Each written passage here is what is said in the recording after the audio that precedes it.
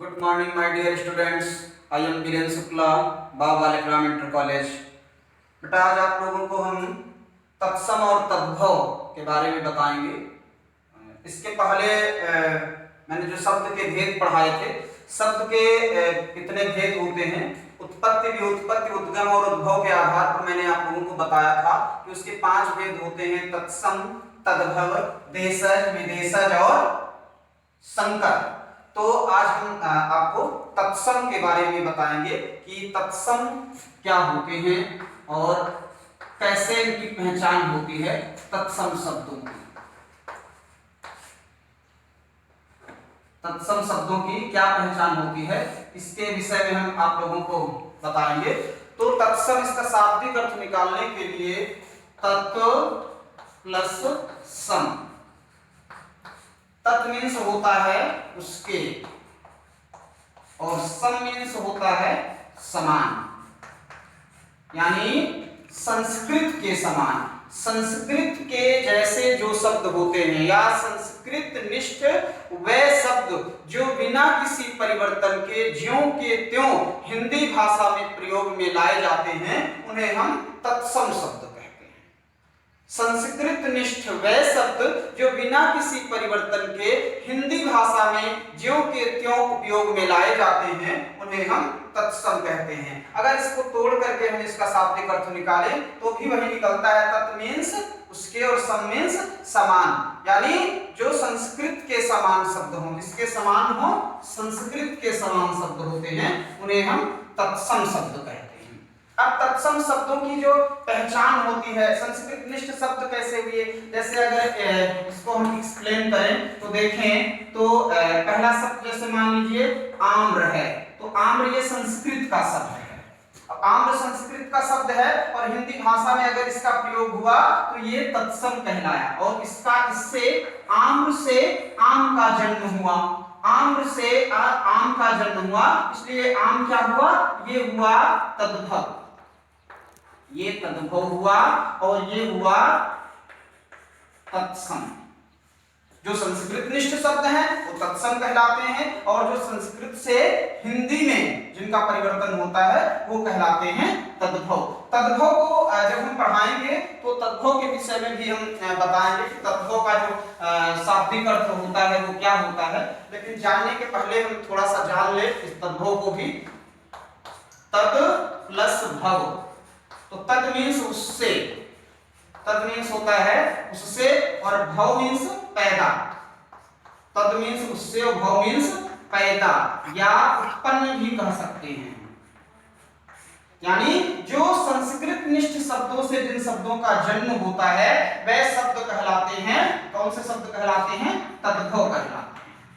तो इस तरह से क्या तत्सम होता है, क्या तद्भव होता है। जो संस्कृत निष्ठ शब्द हैं वे तत्सम कहलाते हैं, और संस्कृत निष्ठ शब्दों से जिन शब्दों का जन्म होता है वे शब्द तद्भव कहलाते हैं। तो तत्सम शब्दों के विषय में आज हम बताएंगे, तत्सम की क्या पहचान होती है इसके विषय में आज हम आप लोगों को बताएंगे।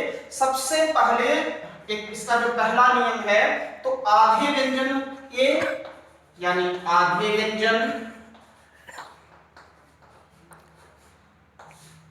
और या फिर शुद्ध व्यंजन, शुद्ध व्यंजन वाले जो शब्द होते हैं वो सबके सब क्या कहलाते हैं, तत्सम शब्द कहलाते हैं। अधिकांशतः आधे व्यंजन वाले और शुद्ध व्यंजन वाले जो शब्द होते हैं वो तत्सम ही कहलाते हैं। आधे व्यंजन का मतलब है जो शब्द आधे अक्षर से बनते हैं। जैसे मान लीजिए थोड़ी देर के लिए देखिए बना हुआ है ग्रह, बना हुआ है आचार्य, ठीक है। इस तरह से जैसे है धर्म, जैसे है चंद्र, ठीक है, जैसे है सूर्य। तो देखिए ना, इसमें भी देखिए आधारा लगा हुआ है, इसमें भी धर्म में भी आधारा लगा हुआ है, चंद्र में भी आधारा लगा हुआ है, आचार्य में भी आधारा लगा हुआ है, सूर्य में भी आधारा लगा हुआ है। तो इस तरह से जहां जिन शब्दों में आधे अक्षरों का प्रयोग होता है वह अधिकांशतः वे शब्द तत्सम के ही अंतर्गत आते हैं। आप आंख मूंद करके उनकी पहचान कर लीजिए कि वे सब के सब आधे व्यंजन व्यंजन वाले या शुद्ध व्यंजन वाले जो भी शब्द है वो सबके सब क्या है, तत्सम शब्द कहलाते हैं। दूसरी पहचान अगर इसकी हमें देखनी हो तो दूसरी पहचान इसकी यह है कि विसर्ग वाले जितने भी शब्द होते हैं, विसर्ग वाले जितने भी शब्द हैं वह सब शब्द क्या कहलाते हैं, विसर्ग वाले जितने शब्द हैं वह सब शब्द कहलाते हैं तत्सम। विसर्ग अब जैसे देख लीजिए आता, ये क्या हुआ, तत्सम शब्द है। फिर है जैसे दुखातीत, ठीक है, या दुख ही कह लीजिए, ठीक है। इसके अलावा जैसे प्रायः, ठीक है, प्रातः। तो इस तरह जिन शब्दों के बाद में विसर्ग चिन्ह लगा हुआ होता है वह सारे के सारे शब्द क्या होते हैं, तत्सम कहलाते हैं। विसर्ग चिन्हों का प्रयोग जहां ज्यादा होता है वे सबके सब क्या कहलाते हैं, तत्सम कहलाते हैं। इसके अलावा आपने संयुक्त व्यंजन का नाम सुना होगा। संयुक्त व्यंजन में कौन कौन से होते हैं, संयुक्त व्यंजन वाले शब्द, संयुक्त व्यंजन, संयुक्त व्यंजन वाले जो शब्द हैं वो भी कहलाते हैं। जैसे छा, आपने नाम सुना है, छा, त्र और छा और त्रा के अलावा अगर हम देखें तो स्रा होता है, ये भी किसमें आता है, छ, त्र और स्रा, ये क्या है, संयुक्त व्यंजन वाले शब्द। तो संयुक्त व्यंजनों से जिन शब्दों का निर्माण होता है, संयुक्त व्यंजनों से जिनका निर्माण होता है, इनको जितने भी शब्द होते हैं वो सबके सब तत्सम ही कहलाते हैं। जैसे मान लीजिए छत्री लिखा गया, तो छत्री क्या है, ये छत्री क्या हो गया, छत्री तत्सम शब्द हो गया। जैसे मान लीजिए श्रमिक लिखा हुआ है, तो ये क्या हो गया, ये तत्सम शब्द का प्रयोग हो गया, ठीक है। तो इस तरह से ये छत्री है, श्रमिक है, इस तरह के जो भी शब्द आते हैं संयुक्त व्यंजन से बने हुए जो भी शब्द होते हैं वह सारे के सारे शब्द क्या होते हैं, तत्सम शब्द के अंतर्गत आते हैं। और इसके अलावा अगर हम और देखें तो और भी बहुत सारे शब्द हैं। अगर हम देखें तो हलंत का प्रयोग जहां पर होता है, यानी हलंत का प्रयोग जिनमें होता है, हलंत का प्रयोग, जिन शब्दों के बाद में हलंत का प्रयोग होता है वह सारे के सारे शब्द क्या होते हैं, वह भी तत्सम शब्द के अंतर्गत आते हैं। हलंत के बाद में जिनका प्रयोग होता है वे सारे के सारे शब्द तत्सम शब्द कहलाते हैं। और हलंत क्या होते हैं, हलंत एक चिन्ह होता है जो शब्द के नीचे लगा हुआ होता है। मिटा दें हम थोड़ा सा, उसके बाद अभी बताते हैं। जैसे देखिए ये वाला जो लिखा हुआ है, ये चिन्ह लगा हुआ है, ये हलंत का लगा हुआ। तो इस तरह से जितने हैं हलंत का प्रयोग जहां होता है, जैसे मान लीजिए विद्वान है, तो ये विद्वान शब्द क्या हो गया, ये तत्सम हो गया। जैसे लिखा हुआ है विद्या, तो इस तरह से ये हलंत लगा हुआ है। तो ये जिनके नीचे हलंत लगा हुआ है, हलंत वाले जितने भी शब्द होते हैं वे सबके सब क्या कहलाते हैं, तत्सम शब्द के अंतर्गत आते हैं, हलंत वाले जितने भी शब्द हैं। इसके अलावा अन्य और बहुत सारे इसके उदाहरण हैं जो हम आप लोगों को बताएंगे।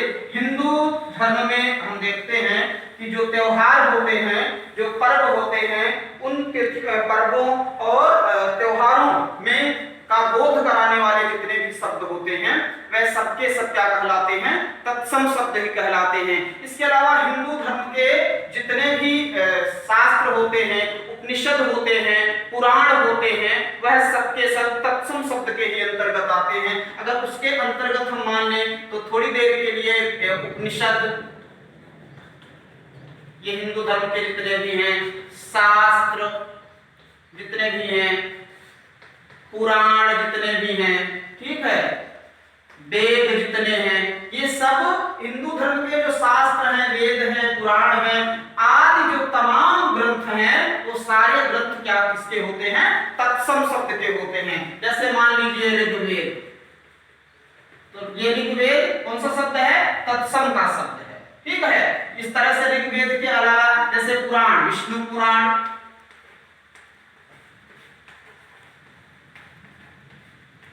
ठीक है, तो ये विष्णु पुराण हो गया। कठोपनिषद, कठोपनिषद निषद, ये क्या हुआ, तत्सम शब्द का प्रयोग हो गया।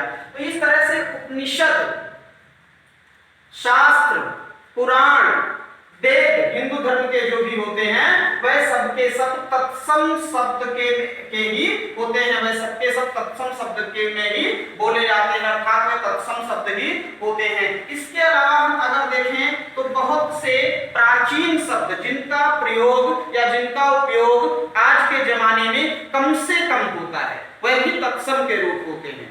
बहुत सारे शब्द ऐसे हैं जो आज आधुनिकता में कोई उपयोग में कम लाए जा रहे हैं या उनका कम प्रयोग हो रहा या कम बोले जा रहे हैं, वे सारे के सारे शब्द भी तत्सम के होते हैं। जैसे देख लीजिए, कम प्रयोग में लाने वाली, यानी कम प्रयोग में लाने वाली,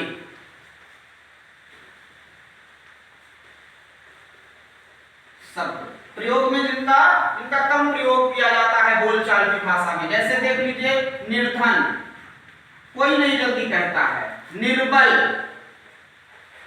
तो इस तरह के जितने भी शब्द हैं वो क्या होते हैं, तत्सम होते हैं। और सबसे पहली पहचान मैंने जो इसकी बताई थी कि आधा अक्षर जहां पर लगा हो, आधे व्यंजन वाले, तो आधा व्यंजन भी लगा, देखो तैरने वाला रा दोनों पर ऊपर लगा हुआ है, तो आधे व्यंजन का भी प्रयोग हुआ है और आज बोलचाल की भाषा में इनका प्रयोग भी कम हो रहा है, इसलिए यह भी तत्सम शब्द के अंतर्गत आते हैं। इस तरह से जितने भी शब्द हैं कम से कम ये सब जो है संस्कृत निष्ठ शब्द है और यह सब इसके अंतर्गत आते हैं, ये सब तत्सम शब्द के अंतर्गत आते हैं। इसके अलावा हम और आपको बताएंगे संस्कृत के जो उपसर्ग हैं और संस्कृत के जो प्रत्यय हैं उनसे भी बने हुए, संस्कृत के उपसर्ग से, संस्कृत के प्रत्यय से भी बने हुए जितने, तो संस्कृत के प्रत्यय से अगर हम देखें तो संस्कृत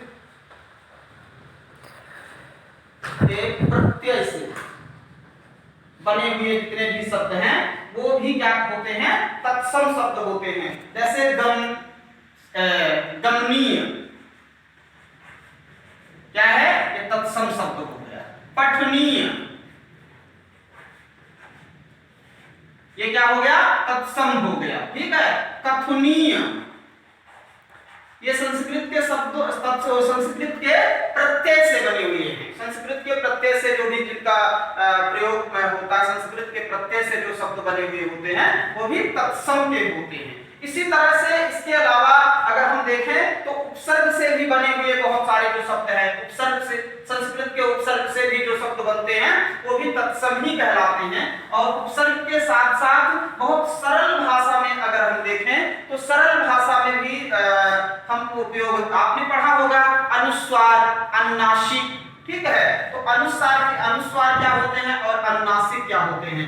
जितने भी अनुस्वार हैं, यानी अनुस्वार किसे कहते हैं, जिनका उच्चारण जो चांद की बिंदी यानी नाक से और मुख से जिनका उच्चारण होता है वो अनुनासिक कहलाते हैं, और जिनका उच्चारण केवल मुंह से होता है, जिनका उच्चारण केवल नाक से होता है और मुंह से होता है वो सारे के सारे अनुनासिक कहलाते हैं। या इस तरह से मान लीजिए कि जो चांद के ऊपर जो बिंदी लगी हुई होती है, चांद के ऊपर जो बिंदी लगी हुई होती है वो अनुनासिक कहलाते हैं, और जो ऐसे बिंदी लगी होती है वो अनुस्वार कहलाता है। तो इस तरह से अनुस्वार वाले जितने भी शब्द हैं, अनुस्वार वाले जितने भी शब्द हैं, अनुस्वार वाले शब्द वह सब कौन से कहलाते हैं, सबके शब्द तत्सम शब्द ही होते हैं। अनुस्वार में जैसे देख लीजिए संविधान,